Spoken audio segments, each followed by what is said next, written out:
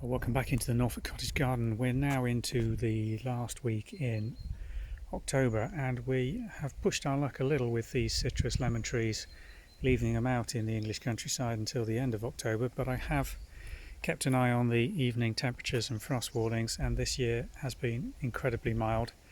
So we've pushed the boundaries and left them out for what would normally be an extra month on top of what we would normally plan to bring them into the conservatory for overwintering. These plants have taken a real bashing over the summer months. It's not been a particularly good year to have them out and in the open air. They've still got the remnants of last year's fruit that's not been harvested or used yet, and a small crop of fresh lemons that are growing on for the following season. Also got a small amount of blossom still coming out on these trees, and now's the time to start picking them over, giving them a prune back just to shape these bushes up and make them easier to carry into the conservatory where we store these over winter. It's also a perfect time to give them a picking over in the actual pots that they're in, get any of these weeds that have seeded in over the summer months out, and just refresh the top couple of centimetres of compost on these plants.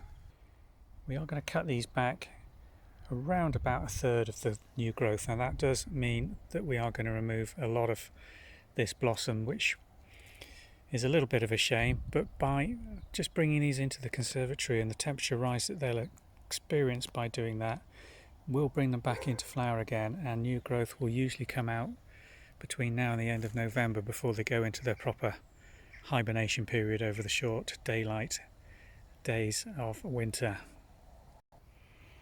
When you're pruning back the growth, you're looking to take it just beyond a leaf point, and you're looking really just to encourage a nice bushy plant.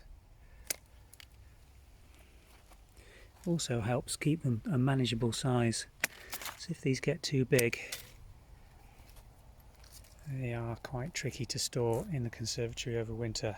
And sometimes you'll find a shoot like this which really isn't looking too healthy, and that upright growth I will, with a better pair of secateurs, take right the way back to the base here and remove completely rather than leave that on.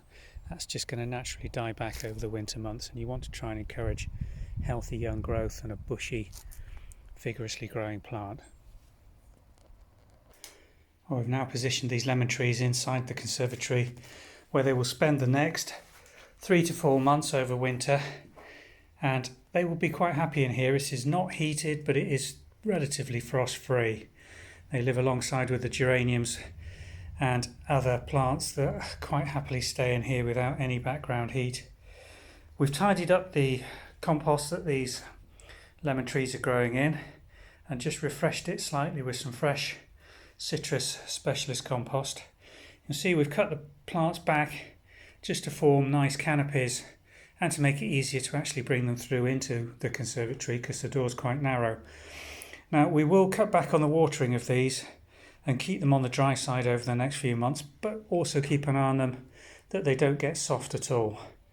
We also need to check them regularly for scale insects, because any that have successfully avoided us over the summer months are going to start growing and appreciate the warmer temperatures that this conservatory affords them, just as the lemon trees themselves will. So we will pick over these regularly, and any scale insect that we see, remove and destroy. There's no insecticides that do that for you. It's a manual job, I'm afraid, for trees of this type. So we'll continue to harvest the lemons for gin and tonics and other uses over the winter months. The remaining young fruit's going to come on and continue to grow.